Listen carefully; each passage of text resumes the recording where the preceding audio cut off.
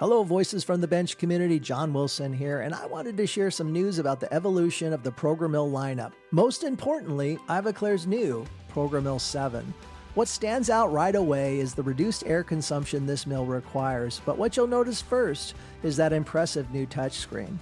For us, the biggest advantage has been increased spindle power. You know, my laboratory's known for these larger cases with complex geometries, and I can tell you that extra power really makes a difference. Next time you see your Ivoclar representative, be sure to ask about the Programill 7 and tell them John Wilson sent you. Thank you. All right, Barb, we've officially made it to Mallorca for exocad Insights. Yes, I know. Somehow, we're going to power through it, Elvis. I know, it's tough. But as promised, I finally tracked him down. Felix, how are you? I'm great. Hey, guys, I'm really happy to finally connect. Yeah, absolutely. So, you're here as an exocad dealer. What is your take on the meeting so far? Honestly, it's been great. Great turnout, a lot of familiar faces. Always nice to see what exocad is working on. Yeah, and no doubt. We're very excited to bring this new features to our customers. Is there something that stood out to you? Well, one for sure is the exocad hub. It's a new cloud-based service, and also really excited to see that the AI services are now on the DentalDB. Oh, yeah.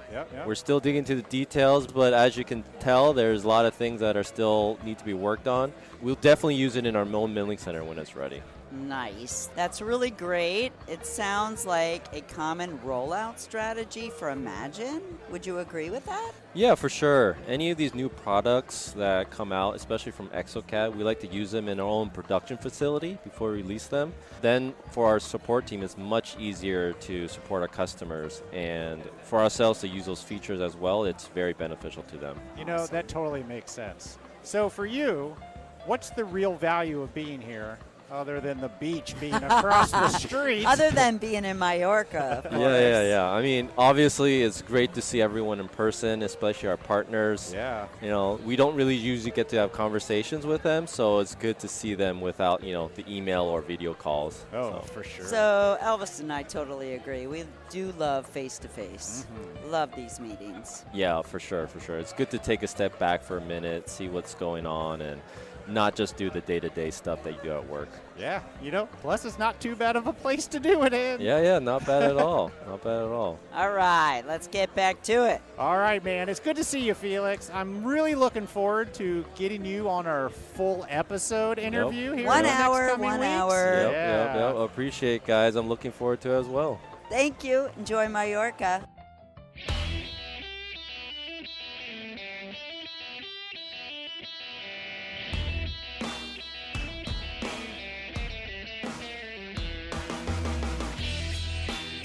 Welcome to Voices from the Bench, a dental laboratory podcast.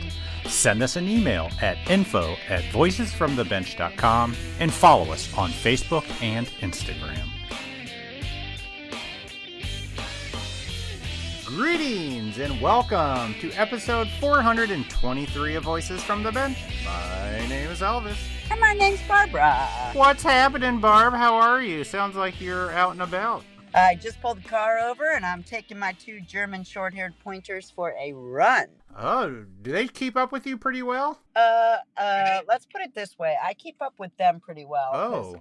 It's like grassy and like bunch of potholes, and it's kind of like a very long, like, where power lines are? Yeah. It's just like a long piece of land. So it's just for them to just go nuts, and I try to keep up with them. I love it. Yes. I love it. So they pull you. They probably keep you going the whole time. Pretty much, yes. That is correct. What about you, my friend? Well, I am getting ready to leave in like 2 days. Whoop, whoop. Just started packing. Yeah, this is the last of our pre-recorded episodes. And by the time it comes out, sadly, exocad Insights It'll be 2026, over. yeah, it's over. We had a great time. Thanks, everybody. We did, actually. We know we will. We don't have an update on that because, like I said, we're recording early. So tune in next week. We're going to talk all about what happened, the amazing event, the adventures we went on. It's going to be great. I know it will be. So thanks again, exocad, for inviting us to this amazing thing. Exactly. No doubt. This week, we talked to a giant in our industry. Oh, he likes Using that word, doesn't he? Giant. Kent Kohli got into dentistry because he married the daughter of an orthodontist. I mean, that's one way to do it.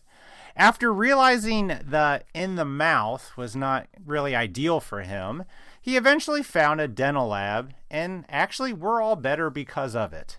Yes. Kent is a self-described learner and a copier of other technicians, and he really spends the good part of this episode thanking the ones that got him to where he is today.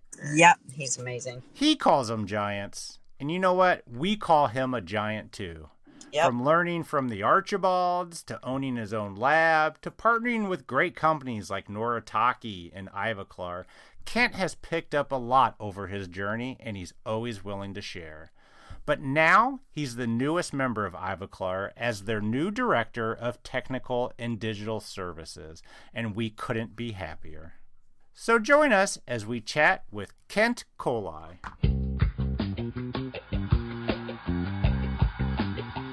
You know, it feels like everything's gotten a whole lot tighter lately. Costs are up, timelines are shorter, and labs are expected to do more without adding more headcount or increasing overhead. And when that happens, you really start to notice what parts of your workflow are pulling their weight. And of course, which ones aren't. Especially, guys, with your milling. If it's down, if it's slow, if it's inconsistent, everything backs up. And believe me, I know, because it makes me nuts. And let's just say the you-know-what hits the fan. And that's why a lot of labs trust Roland DG Shape. It's not flashy, it just works. Day in, day out, you turn it on, it runs, and you don't have to babysit it. And guys, that consistency makes a difference. Fewer remakes, less wasted material, and your team can actually stay focused on kitting cases out the door. Which is where the real ROI comes from. It's not just what the machines can do, it's how often it actually does it without slowing you down. And now, with the Elevate Denture solution, labs can step into digital dentures in a way that actually fits into their workflow. Right. With a validated patent-protecting CAM strategies and iVotion compatibility, you're not starting from scratch. You're building on a system you already trust. If you're looking for a way to improve efficiency and make your production a little more predictable, or a lot more predictable as it were, take a look at DG Shape DWX Milling Solutions and the Elevate Dental Solution at RolandDental.com.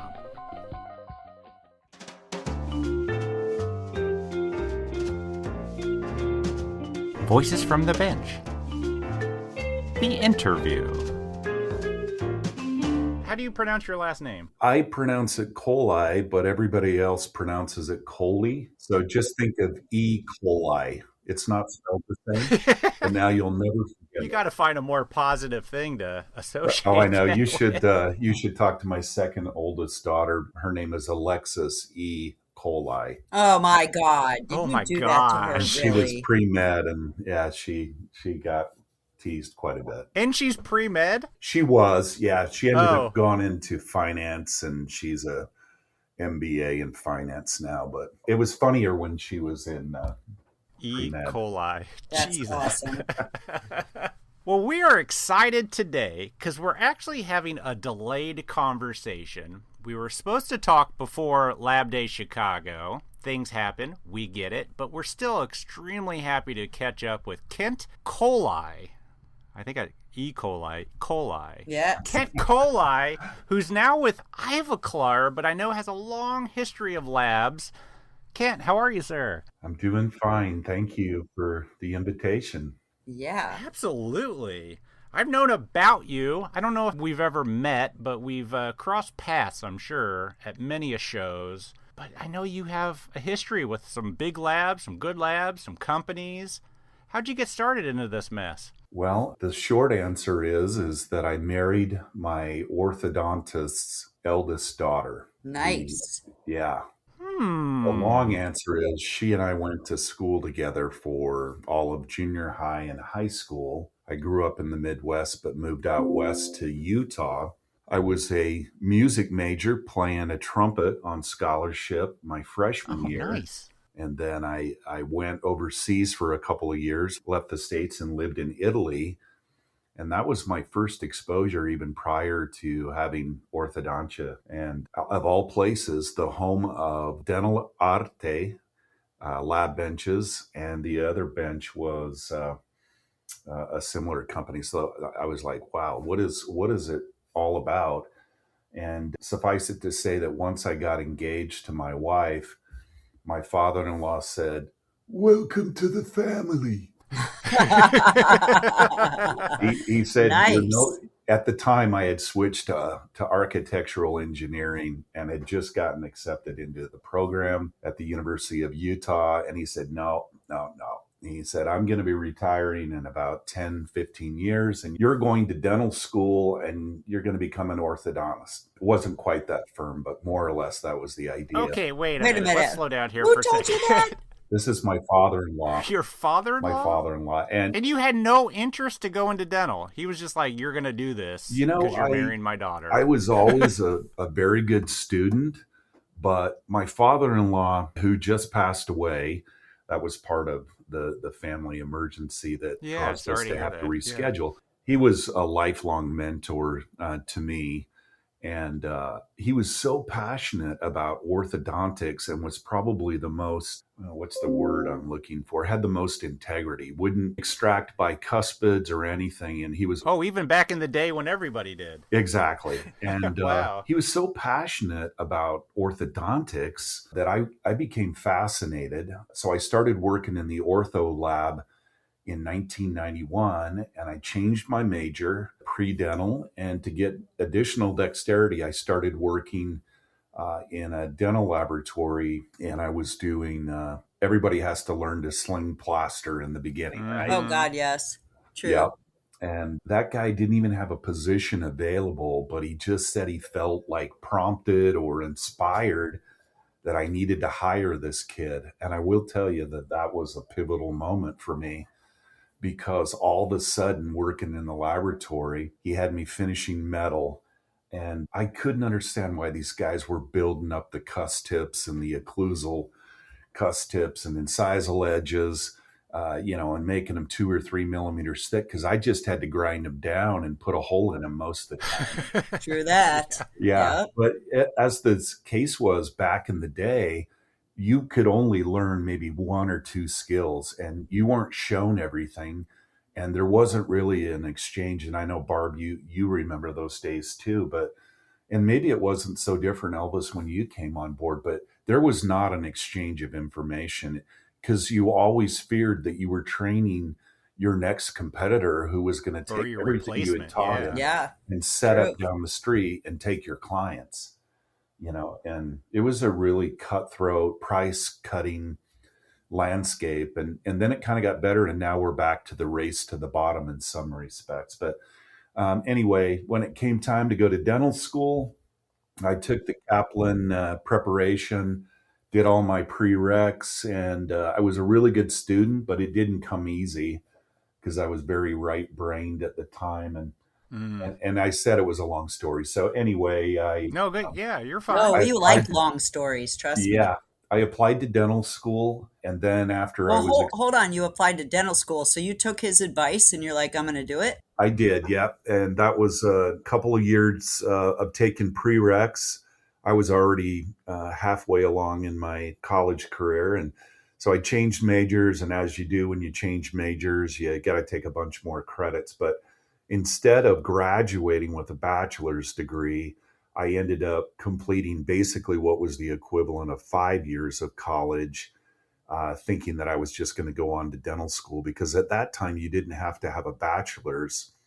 And so anyway, did what was necessary: physics, calculus, biochem, organic, inorganic, physiology, anatomy with cadavers. It was fascinating. But all along, knowing in my heart of hearts that where my real passion was in art and in dentistry, I came to learn that it was in ceramics.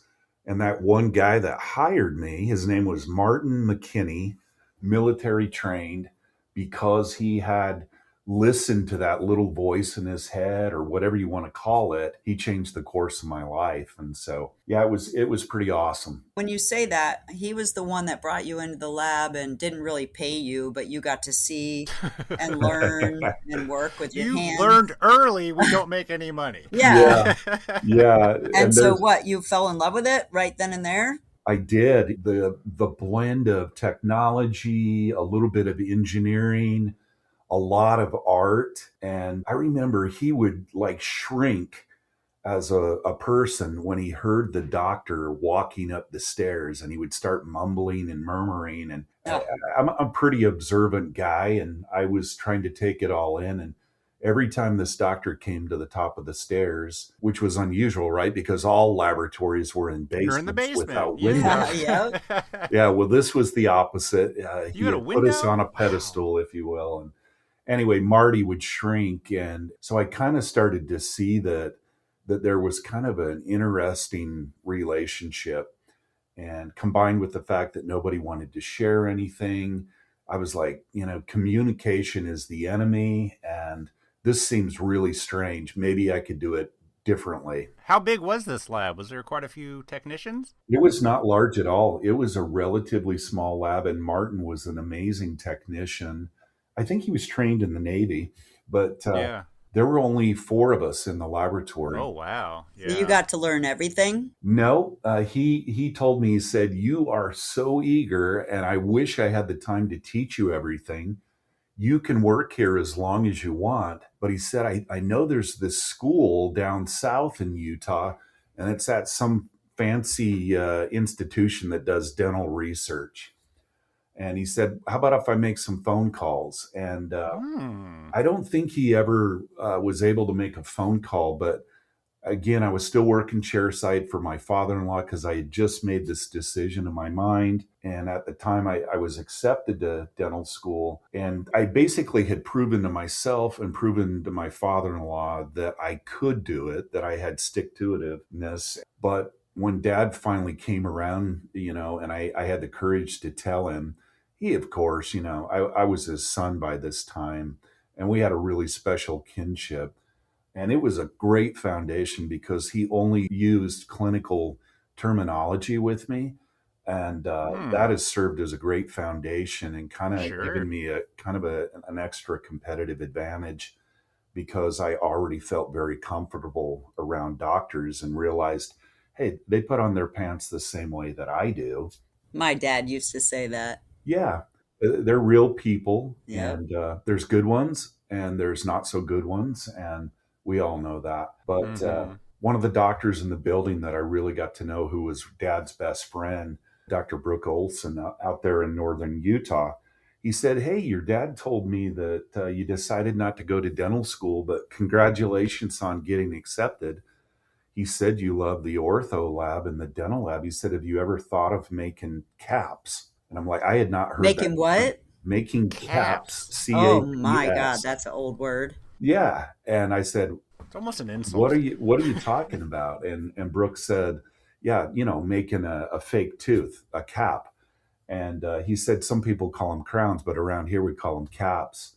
And he said, sometimes you'll do a couple of them in a row and we call it a bridge. And I said, no, I haven't. And he said, well, I know you're working in a lab. Have you thought about going into the lab business? And I said, as a matter of fact, I have, but Marty's busy and he's been very gracious, but I don't even know where I go. And having the mentality of doing pre-dental and being a committed student, Brooks said, hey, there's this school down south at this research facility, and it's known at least all over North America. And he said, maybe I could make a phone call. And I had heard that before, but yeah, Brooke did. Brooke made a lot of people making phone calls for you. I know, right? Yeah. Or saying they will. Yeah, and he's a dear friend. I ended up doing work for his son-in-law, if you fast forward years later. But he made the phone call and he got me an interview at CRA with Gordon Christensen's technician, John, Jed's dad, and Mikey's dad. Yeah, Archibald. And I went in there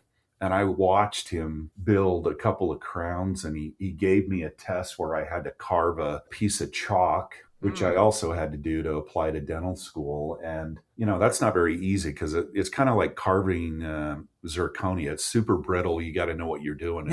But I managed to pass the test. And he said, okay, well, I've got an opening coming up in 1995.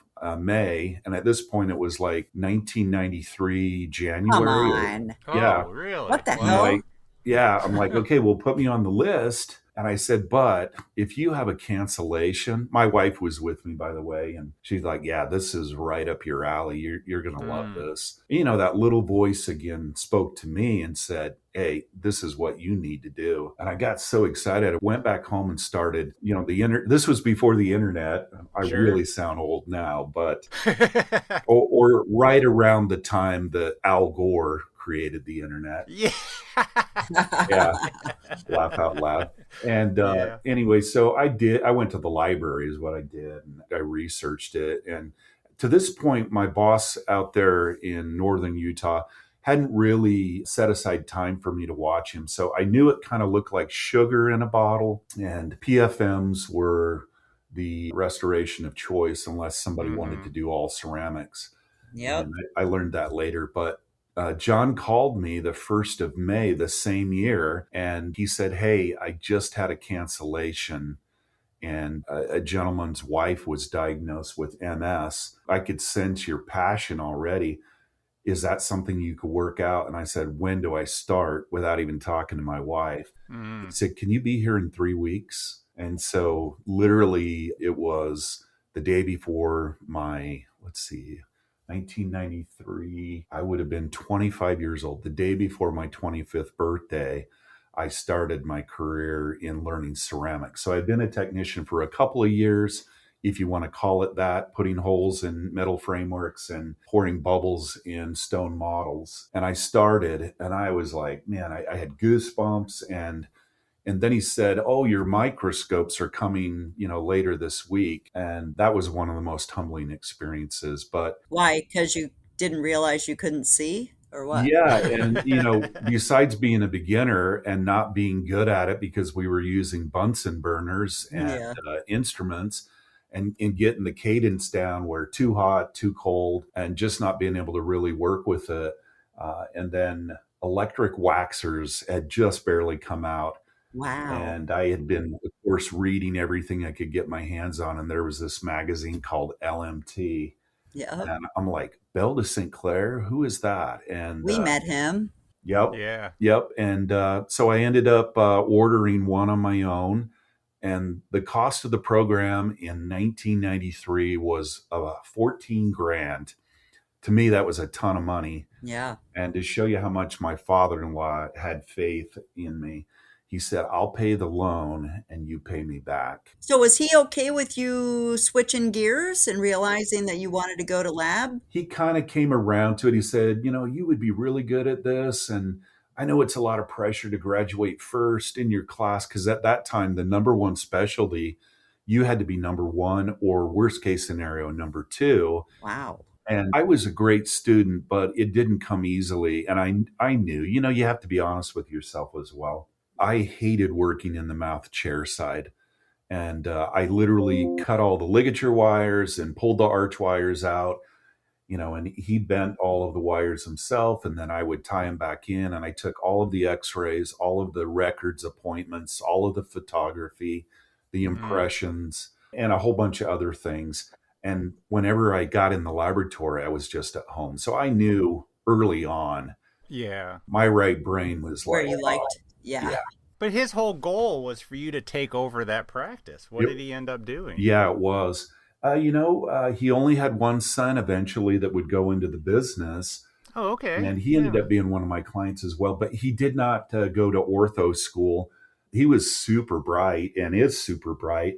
And he went to Indiana University, and they called him Edward Scissorhands because, of course, Dad had him go into the lab, and get dexterity. And he worked chairside like I did. And again, kind of going back to my statement, it was a really great foundation because I got to learn the terminology. I got to work in the mouth. I got familiar with the mouth. I got an appreciation for trying to build a crown inside of a Coke can because that, and I've got big hands. I'm 6'2", 250 pounds, and my hands were long. I'm left-handed, and I worked from a 9 o'clock position, which is typically for a right-handed person.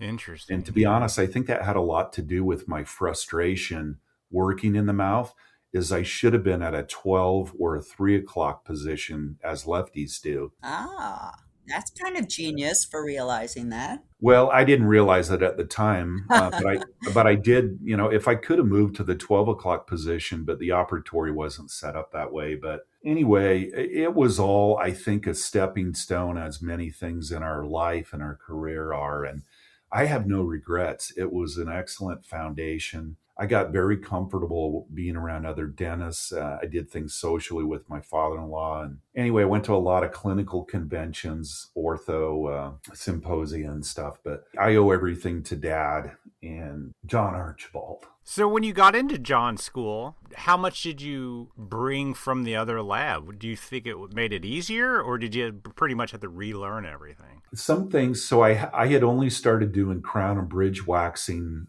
not too long before he made the call. So I had a little bit of dexterity with a Bunsen burner, but I had never waxed a full contour restoration. I could finish a full contour restoration, but there wasn't monolithic in the sense that there is now. When I was in school, this really cool box arrived, and on the side of it, it said EMPRESS. And I'm like, John, what is this? And I drove John crazy. If you ask Jed and Mikey, Questions? Jed was 9 years old, and during the summer, he would come and live with his dad, and the guy could draw anything. The kid could draw anything. He would sit over near me sometimes. He didn't say a word to anybody, but Jed Archibald was a fabulous artist. And his brother Mikey came in about the same time. And the Archibalds are family to me. That's great. You can't talk about John without getting choked up. And one of the best ceramists and technicians I've ever known. And really, you remember the movie Dead Poets Society? Yeah. Robin Williams was in their great movie, and they called him Captain, my Captain. And that's how I think of John, because I was already all about excellence, and everything I did my best. And John introduced me to the European philosophy as best as you could learn it. It wasn't didactic. It wasn't academic, although I bought every book that Quintessence had because I was still in that university mindset. And Well, can you describe for me even what is the European philosophy? yeah, so Barb, I can't remember if you went to a trade school or if you No, I learned did it not. from your dad.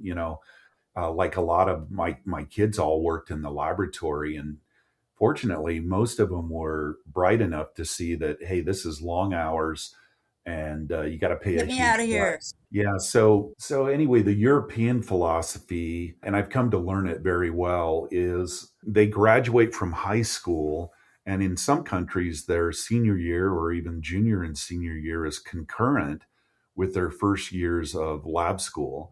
And they'll go to lab school for several years, maybe 3 years in some countries, maybe 4 in others. It's almost all practical, hands-on. Yeah, you got to do your own study in that, but it's kind of like if you think of a master, or what do they call them? A journeyman electrician or a journeyman plumber, Yeah. journeyman welder, sheet metal fabricator. It's more of a trade. And so the mentality that we have in the trades here is mostly practical. If you go to a technical school. Well, John saw that because he had studied with Klaus Muttertius and Walter Gebhardt, and of course, Willy Geller and Ubasi and others. And he learned from them that he always was a great teacher. He was fabulous. And so he kind of created a program that was different than the one that he went to many years before I did. And his best classmate was Jim Glidewell, which is interesting. Oh my God, you're kidding me. Oh, wow. Yeah, so it was all Wow. practical. And John loved books too. One of his favorites was Cabela's. But anyway, He loved lab technology books, and he instilled a lot of really great things to me. What I didn't say is I drove him so crazy because I wanted to come in early. I wanted to stay late. And he gave me a key to the laboratory 6 days into my education. And he would say, "Get out of here, you fathead." Just in a loving brother way. It sounds terrible, but it was really fun. It was a term of endearment, right? It was absolutely a term of endearment. And if you've ever met John Archibald, I'm a big guy, but John makes me look little. And he's got this flowing Grizzly Adams hair that's silver. And I affectionately refer to him as the silver fox. But John has been like my number one supporter, and everything I've done, I've tried to bring honor to Dad and to his name. And, I struggle to think where I would be. Would I have ended up a frustrated and unhappy dentist because my passion really was in the lab? But, Yeah. You'd be stuck just doing Invisalign now. Yeah, exactly. And he hated the people who did Invisalign as it came out about. Sure. There I could imagine how that industry got rocked. But my father-in-law was really progressive too. We were starting to do indirect bonding, just he and I. I would set the teeth or the brackets based upon what he would teach me in the spring of 1991. So Wow. Dad was always looking for, or let's say in pursuit of a more excellent way. And that actually became my lab mantra, in pursuit of a more excellent way. And I am not a world-class ceramist. I am not much better than the average guy. But the one thing I will tell you that I think I may be one of the best at is copying and studying the best. And I really don't have any intellectual property. Everything I know, I learned from somebody else. And so one of the things that you may know about me is I'm passionate about getting education. And it's a lifelong journey, right? It makes it fun. The bar is always getting raised, Every class I've ever taught, there's always been at least one person who was a better technician. And I get as much out of it as the participants do. And after you've really been blessed in your life, because it really has been a blessing in my opinion, when you've been blessed to be surrounded by all these amazing teachers and mentors, the guys and ladies that I refer to as the giants, and I don't want to say this to offend Barb, but Barb is one of the giants. What? Barb is she's probably younger than me. But you were one of the first to get accredited in the AACD as a technician. And I know that process. And I started down that path. And Barb did it when it wasn't the popular thing to do. She did it when it actually. I did it when Warren Rogers made me do it. Yeah. You will get accredited. Yeah. But I'm sure you have your own story. And you can never learn enough. You can never continue to learn enough. And I feel like you have a stewardship or a responsibility. And it's interesting because there was a conversation that started on, I think it was Facebook. I think it was Facebook. And it was John Wilson out in California. Yeah, he's so great. Who's a good friend. And also, I consider him one of the giants. And I've learned a lot from him in a very short time of knowing him. But he started a question or a thread. And, when I was brand new, John Archibald told me, you need to align yourself with a company out of school because everybody that leaves John's school is on a path to owning their own business. I happen to be one who didn't have a place to go to do lab work in my own business. And so John placed me with a really amazing dentist up in the very northwest corner of Montana. But John is the one who really helped me. And I used creation porcelain in school. I used an old porcelain called Sinspar, and John and I were doing testing for Ivoclar. I should say John was doing testing. I was having fun for Empress, which came out maybe a short time before that. But John got all the cool stuff. Everybody sent him all of their new materials because his opinion really mattered, and it still matters. But John said, you need to align yourself with a company. And at the time, Vita North America and Jensen and Ivoclar were the companies that were giving education. Yeah. And so I started in school doing gold crowns my second or third week for John, and I was doing them for his clients. And I learned so much because I was actually getting to see my stuff upstairs in the mouth and Gordon's patients. And, it was a really quick learning curve working in house. And so I bought Creation right out of school, and I bought the Empress system right out of school. And Beta was beautiful, but I just happened to choose those two. And I want to call it the road less traveled. And the only reason I say that, 'cause the end of that is, and that has made all the difference, or that is the difference. And so I partnered with Ivoclar, and by so doing, it made such a difference for me. My classmates went into high production and low prices. And out of school, John told me, you need to charge $120 a unit for your PFMs plus metal, and you need to charge $125 a unit for your Empress all ceramic, and you need to charge $200 a unit for your feldspathic veneers that I either did on refractory or platinum foil. And I preferred refractory. Yeah. And I was so much higher than my competition, and it's hard enough to break in. But because I associated with Jensen and the Oral Design Group, I just felt like my curve was exponentially accelerated. And my classmates were out of the business in less than 5 years because they burned out, because it was the race to the bottom, and they were doing 20 units a day. And Debbie, my wife, was keeping track of my time. And I never worked on Sunday because I had obligations at church. I always went home for breakfast, lunch, and dinner, but I was working almost 100 hours a week. A lot of that was due to miscasts when we were casting metal and you're new out of school. But I worked with a quintessence book on the left and a quintessence book on the right on easels. And I produced a whopping 40 units a month for the first 12 to 18 months. 40 units a month. Working 100 hours a week. Yeah. Let's say I wasn't productive, obviously. Yeah. But you know what? Wow. It's probably one of the happiest times for sure in my married life. And I remember my gross, I wouldn't even tell you what my dollar per hour was because it's pathetic, but my gross pay was $1,500 a month working 100 hours a week. And I'm not exaggerating, because my wife, about 18 months into it, she's like, yeah, John said you could make six figures when you got into this. And she was kind of doing it jokingly, but you guys weren't kidding earlier when you said that I didn't really get paid in the beginning. But I always believe that you got to go to medical school, whatever your profession is, you got to go to school and you got to pay your dues.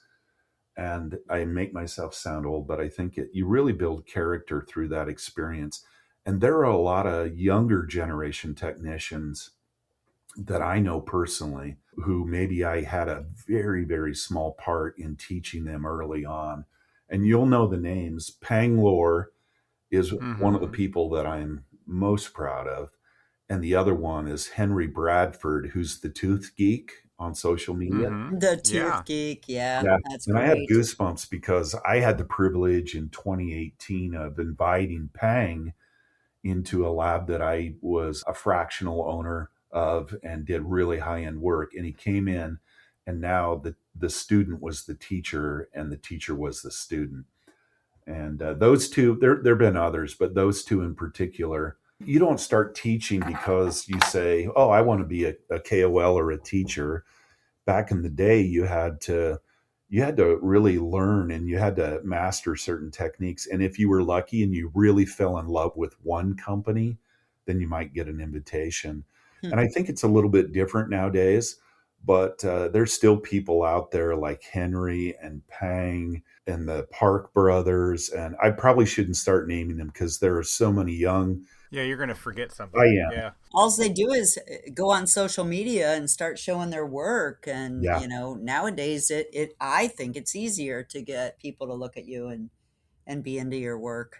I totally agree. And John and I have had multiple conversations and many others. And I think I'm in a really unique position now that I'm at Ivoclar. And I feel like I was when I was North American Technical Director for Noritake, which is now Karate Noritake, and also where I got my start at Jensen. Now I have all these people that have blessed my life, and They truly had a servant leadership mentality. I studied with Thomas Schmidt. He taught me how to do in gold what I could do with wax. And Uwe Brosamli, you remember Uwe, he used to teach for Ivoclar. He taught me to do what I could do in wax and gold in ceramic using the drop wax technique. Wow. But again, I listed them on Facebook when I responded to John's post. And I think there's no fewer than 3 dozen that I listed. And I'm sure I left somebody off. And they're the giants, and their skills aren't being passed on anymore because nobody's teaching layering. Yeah, so I would be remiss if I didn't mention another one of the giants. And there's no way you can forget this guy. His name's Don Cornell. He would hate that I was talking about him right now because he's not that kind of guy. Yeah. Don actually played football in college, and he kind of reminds me of the story about the Los Angeles Ram quarterback. He's just like the all-American guy. He ages well. He's got an amazing wife in Shannon, and his son, is in the business. But Don gave me the shirt off his back, and he didn't know me from Adam. But when I hired him to teach for Authentic and Microstar, that was a pivotal moment in my career. And I got to go to every class he taught.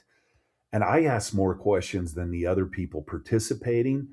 And I remember Pinkas Adar one time asked if he could buy my notes, which is kind of funny. And I was good friends with Pink. He of course, was joking. But I draw illustrations. And sometimes I felt like the guys were going to throw me out of the class because I was there representing Microstar. But Don Cornell has done a ton for me personally and for this industry. And Don, if you're listening, buddy, I know we don't see each other often, but thank you. So, I can't take any credit for my opportunities. I was blessed to be in the right place at the right time with the right people, and that made all the difference. Hey, it's all about who you know. Absolutely. It's been a very rewarding career, and I at least have 10 years left of doing it full time. But I feel like I'm in a unique position to facilitate those techniques being taught again, not necessarily by me, but by KOLs. Yeah. Let me stop you. What do you mean by that? Is that your role at Ivoclar where you meet these people and you said you facilitate the learning from them? Yeah. So because I feel like it really has been a blessing to be aligned with Ivoclar, not only as an educator for me, giving me the skill sets, but also giving me the materials. Same thing with Noritake. I still love their ceramics, Jensen Creation is a great porcelain. It's much better today than when I started with it. All of the wish list has long since been satisfied. Liquid ceramics, as they're called, have come along, and I used Mio for 8 years.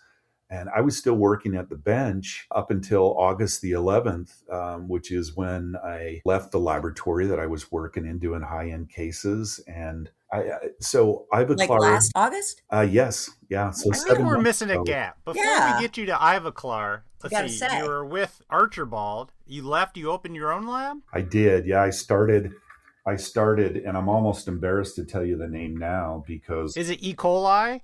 No, that's good though. If I had been smart, that would have been catchy enough that everybody would have just been interested, right? And given me a shot, if not just to throw jokes and puns at me. But sure. No, the first lab I started in John's lab. And I started doing ceramic work as I learned it probably about 4 or 5 months in. And I was working for a doctor in Big Fork, Montana. And he kind of had pity on me because I look back and I named my lab Artistic Dental Ceramics. And, you always... That's not bad. Well, you look back on your work and if you're really honest with yourself, and you're always trying to improve, you look back and you always kind of say, wow, I really thought that was okay. I never really have thought of myself as anything better than average, to be honest. But I told you guys that the only thing I am really good at is I'm an expert student, and I'm pretty good at copying success. I guess I'm a student of success is probably what you would say. But I will. Yeah, so I started the lab in school. Interesting. Why did you not like the name? I'm a bit confused. No. It's not that bad. No, I'm just saying that in retrospect, It almost sounds arrogant, and I really wasn't Oh, arrogant. I just wanted people to know that, hey, I love this already. I love it, and I'm striving to I do get my it. best. Yeah. And when I finally got the gig in Montana with somebody that had come to CRA for classes, I had my own lab, and I was in-house 60 miles from the northwest corner border of Canada and Montana. Mm. And I was in a lab in a basement. The lab was 10 feet wide by 14 feet long, and it didn't have a Wow. single window.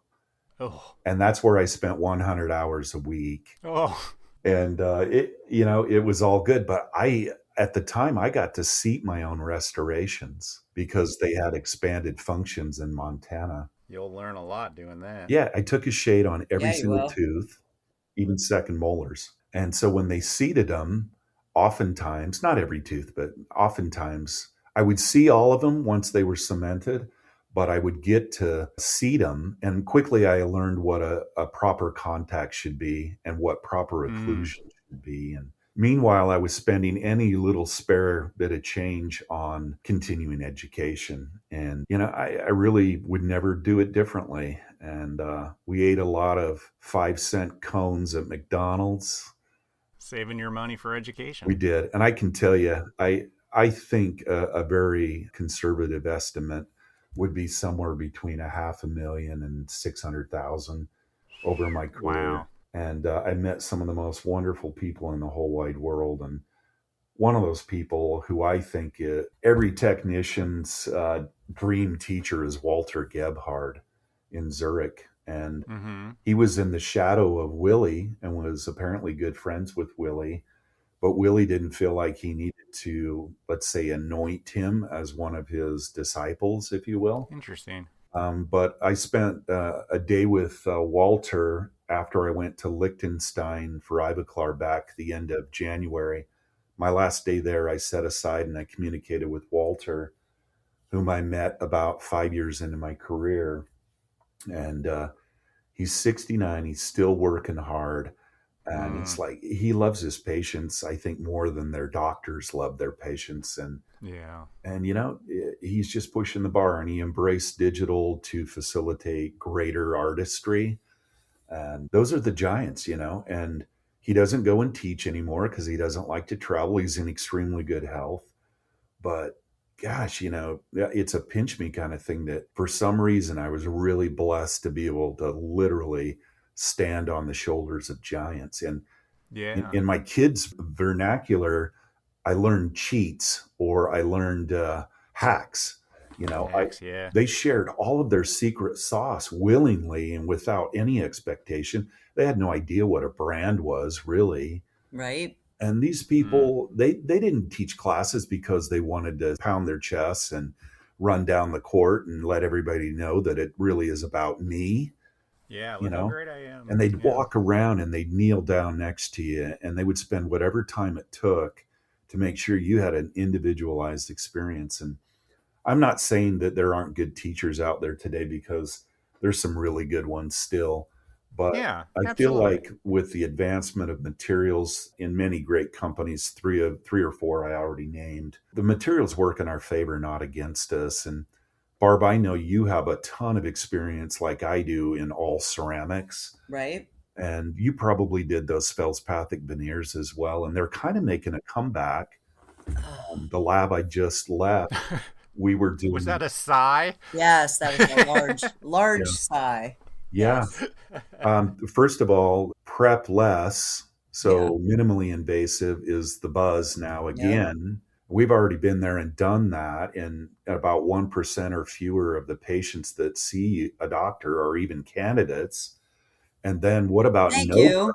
Very well said. And one of the other blessings I had was when I was at Utah Valley, we had Dr. David Hornbrook as our clinical director. Yeah. And I got to rub shoulders with the guy multiple times every month. And he became a dear friend, and what an awesome mentor. And Dr. Mark Montgomery was called the Hornbrook Group. And it was just an amazing experience to learn from those guys and to hear about their journey. And David was probably one of the very earliest people in the AACD Yep. He founded Pack Live, and he founded LBI with Bill Dickerson. And David's had longevity, and I got to tell you that he's in his mid 60s because I celebrated his 60th with him. And the guy's more passionate than any educator on the circuit right now. Hornbrook? Yes. Yeah, it's pretty Yeah. awesome. Love it. I And see the him on guys- Facebook. Yeah, the guys, I can tell you from personal experience, his honoraria are very reasonable for what he brings to the table. His favorite thing to do is to teach brand new students. He has a program with a group called the Crown Council, and it's called the Young Dentist Award. And he awards one young dentist based on certain criteria, but he gives for free to the Crown Council every year. It's sold out every year in terms of participation. The tuition doesn't go to him, it goes to the Crown Council. Actually, I don't think they charge tuition if you belong. And anyway, it'll be 40 or 50 people that come. He has a live patient. They come for didactic and immersion before, and then they come for prep weekend, and it's, several days each time. And then they get to see him seat this cosmetic case, interact with the patient, take all kinds of photographs. And he's one of the giants, and he gives them his secret sauce. And there's a lot of people that paid hundreds of thousands of dollars. So there's lots of giants. And as John Wilson so aptly said the other night, cheers to the giants, because man, we wouldn't be here and be doing the things that we do without the sacrifices and the blood, sweat, and tears and the passion and devotion of the giants. You're one of them, Barb. Yeah, thanks. Yeah, she really I is. appreciate it, honestly, sincerely. That was a lot that I said, but to answer your question in short, so my role at Ivoclar North America is I replaced some really amazing people. There's a real legacy here. And the last one was Jeff Smith, who was military trained, ran the entire U.S. military's dental laboratory training program before he came to Ivoclar. Wow. And I am really blessed to work. This company, as great as it is as a customer and a partner, I love to come to work. Instead of Sunday night anxiety about the double arch all on X case I got to have out by Monday at 4:30 because UPS comes at 10 to 5. Yeah. Now I get anticipatory anxiety. I'd rather be here than at home most of the time because, as I mentioned, my wife is kind of struggling with some health issues, and she's in Utah most of the time. So I'm living the bachelor life. So why not be where I really enjoy it? And so my role as North American Technical Director, part of it was to work with the Director of Professional Development and Education, which is Shashi, Dr. Shashi. Mm-hmm. Yeah. And he does the clinical program and he oversees all of education. But I wanted to return us to our roots. Like Ivoclar has always been a leader in lab education. Yeah. And why do we have to stay doing only webinars just because COVID is over? And now we have some really new exciting products that people are hearing about. And I feel like because I was given this special gift of being in the right place at the right time, and people were generous enough to say, hey, here's your compass. Go align yourself with Jensen. Go align yourself with Ivoclar. Go align yourself with Noritake, and go align yourself with Zubler and Microstar. And there's so many companies. Because I was given that, you feel compelled and you feel I'll call it a stewardship to pass it on, right? Pay it forward. And that's overused too much, but really, I wrote my bio probably in 97, and it's mostly the same in terms of what's my passion. Like when I go home and scroll on social media, I think there's a limit to 3,500 or 3,600 Facebook friends. Yeah. 99.8% of 35 or 3,600 people are dental professionals throughout the world. And so I've heard you guys call it dental porn. Before. Yeah. I can't get enough of it. In fact, I think it's causing me to not have a really high quality sleep every night because, Yeah. That's so you can true. learn so much in YouTube University. And that's where this younger generation is harnessing the power of the technology, is to facilitate. You don't have to go physically somewhere, but I still say there's so much value in doing hands-on. Like Jensen's been teaching meal courses for years. Mm-hmm. Got some amazing educators. One in particular is from Great Britain, Alina. And maybe you've had her Oh, on. yeah.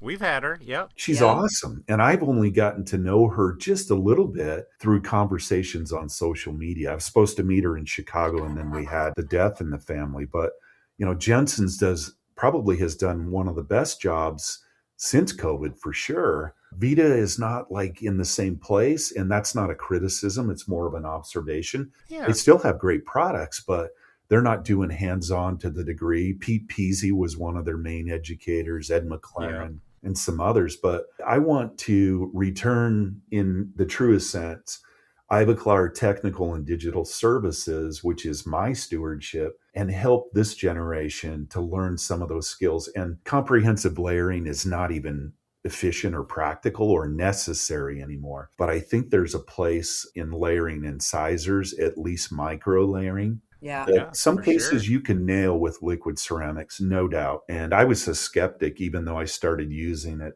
like 8 years ago with Neo. But some places I still think you benefit from a little bit of that depth of a translucent incisal overlay. Well, is Ivoclar doing hands-on right now? Oh, yeah. Was there any in Chicago?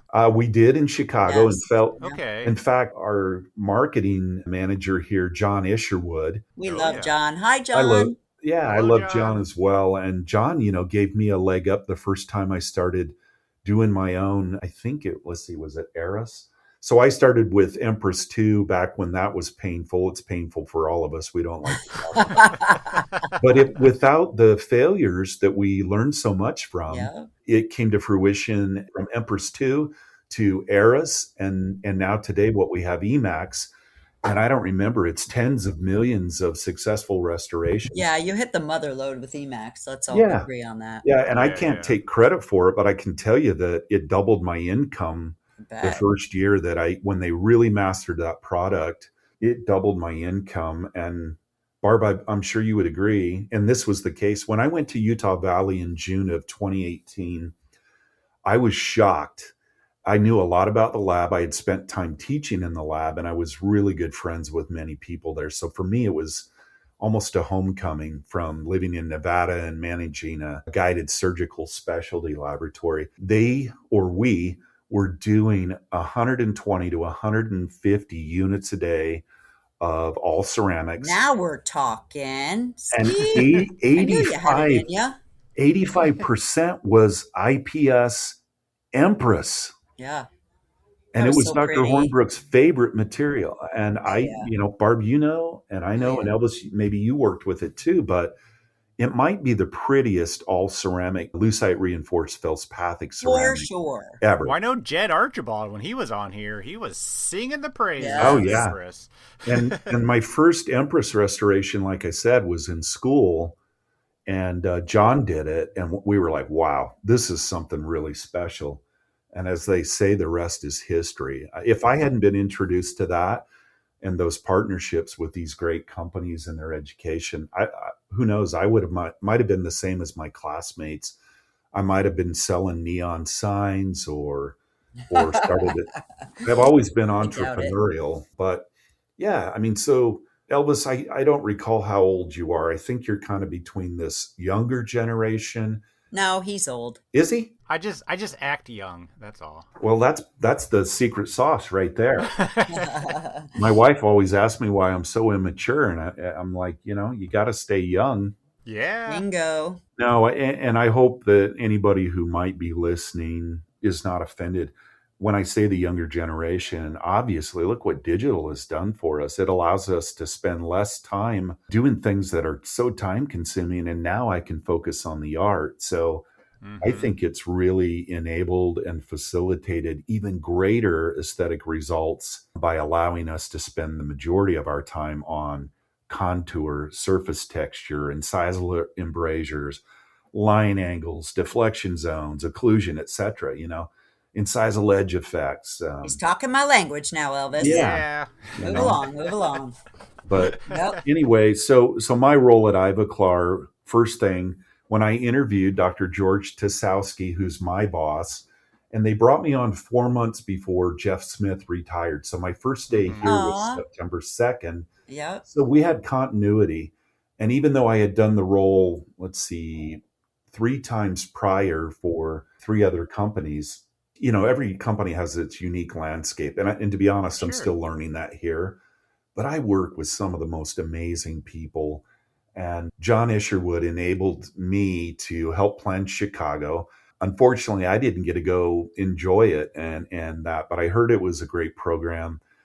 Yes, it was. It was packed. Agreed. Every single speaker was packed. Oh, we yeah. were sitting right there. It was awesome. I think Yuki Mama, who's also a mentor, and I met him when I was studying with Aki Yoshida and Noritake.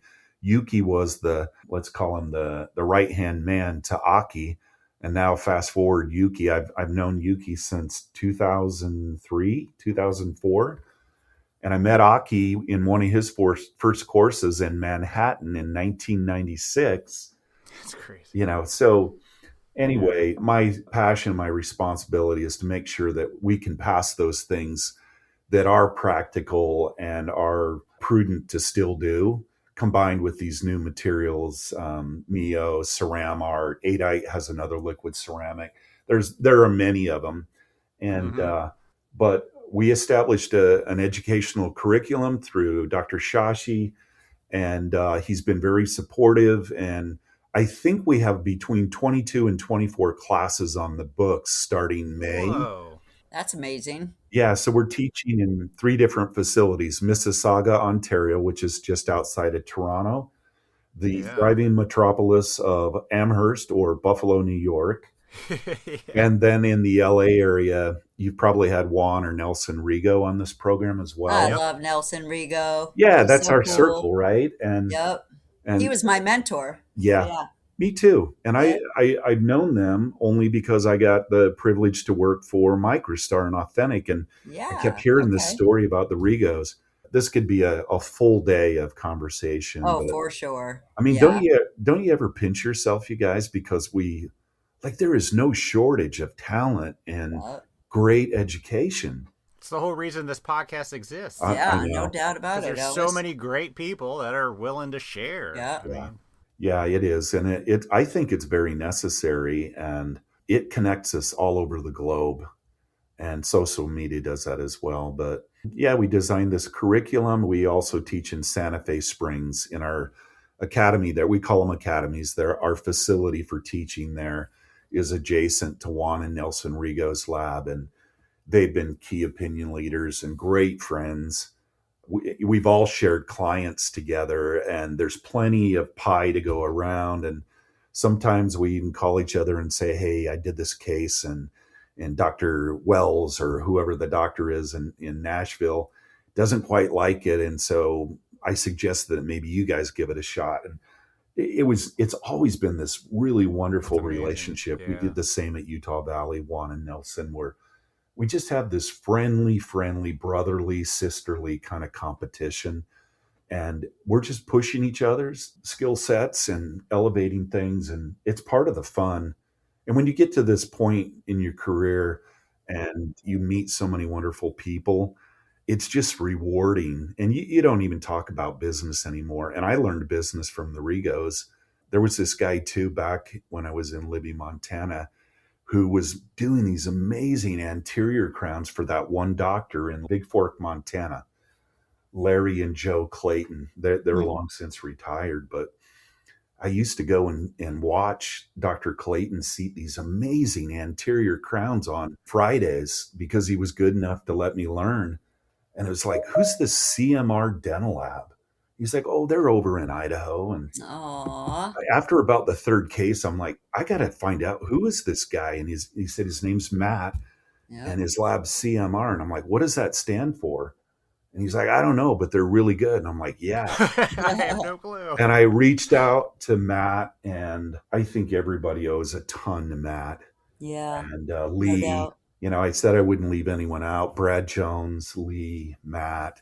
So many. And, just another blessing to learn from Matt, and then to hire him as a KOL and a teacher, and just to rub shoulders with these guys. You just feel great because you were fortunate enough to be in the room with them and maybe absorb 1% each time. But that's why the education is so important to me. Yep. Great. Kent, you've sat here for the last hour and talked about all these greats that you've learned from. I think it's time to consider yourself a great. because I think A a lot of giant. people, a giant. Yeah. Did I say great? Giant. Yes, that you're a giant, man. We've had other people on this podcast mention you and learning from Oh, you yeah. and You guys are getting better because of you. And I mean, I love the fact that you're with Ivoclar and you're going to continue to do that because Ivoclar's got the material, man. I mean, Yeah, it's a And the really great brains. fit for me. Mm-hmm. yeah. And my team here. So I was hired on my birthday, Nice. more or less. I knew that I was going to receive an offer. They flew me here the night before my birthday. I interviewed with 10 people on my birthday. Yikes. And when I interviewed with George, he said, "Do you have anything else going on?" I said, "Well, I'm in a lab where I have a vested interest, have some partnership." And when I got here, I was doing it as a professional courtesy, but also out of respect to Jeff, who was the director of technical and digital before me, and the face of Ivoclar that I've known, besides Bob Ganley, was Dr. George Tasowski. And even though I didn't know him, I knew about him and I knew his integrity. And when I had my interview with him, he asked me, he goes, "So what's your vision for your role?" And I shared with him this very thing that I shared with you guys, which is I wanted to go back to our roots. Not that Ivoclar had done anything wrong at all. No. Right. No. But I know that was the value add that made all the difference in my career. And I can say the same thing of Jensen, and I can say the same thing of Noritake and Authentic with Microstar and Zubler. Like those were 4 very key relationships. And I worked for Darby Dental Lab Supply in there, which was bought by Zahn. And so those 3 positions were really one. We just changed labels from Darby to Zahn to Carrare Noritake. But yeah, you're kind to say I'm a giant, but all I really see myself is as a responsible, grateful student who has an obligation to share so many great things that were shared with me. And that's really, if I can do that, then I feel like I maybe left a small ripple on the pond. But that's what the giants before you did too. You know, they learned and passed it on, man. I appreciate it. It's really good company, you know. Yeah, Kent, thank you so much, man. This is great. We love the story. I had no idea you did all this. Thank you. And we are excited that you are with Ivoclar and will continue to do this. If I can do anything, anytime, if anybody needs any help or assistance or has a tech question, I want to leave you with my email address, and feel free to shoot me an email. I have obligations through the day, but somebody did it for me. And so my email address are my initials, KD as in David, K smile. So kdksmile@gmail.com. Hit them up. And if I don't have the answer, the second thing I'm really good at is finding the answer and pointing you in the right direction. So really, it was my pleasure. You guys asked some amazing questions. Awesome. You made it so I wasn't so nervous. So thank you. No, great. That was fun. Love it. Thank you so much, sir. And my pleasure. Even though we didn't see you in Chicago, we'll see you at the next show. Yeah, I'll be at Lab Day West. My friends out there, come out and let's say hi and reminisce, grab a drink and enjoy some time together. So thanks again. Oh, yeah. Awesome. Thank you as well. Thank you, sir. My pleasure. Have a good weekend, guys. Yeah. You too. Bye. A big thanks to Ken for coming on our podcast and sharing your journey. I do love that you give the credit to your success because of all the amazing people in our industry that took the time to show you their best so that you could pass it on and be your best. He is seriously a wealth of knowledge and always willing to help those that want to grow and get better. We cannot wait for sure to see what you will accomplish next with your new role at Ivoclar. Thank you, Ivoclar, and Kent, you're amazing. Awesome. Well, everybody, join us next week. We'll have a recap of exocad insights. But until then, we'll talk to you next week. Cross the pond. Bye.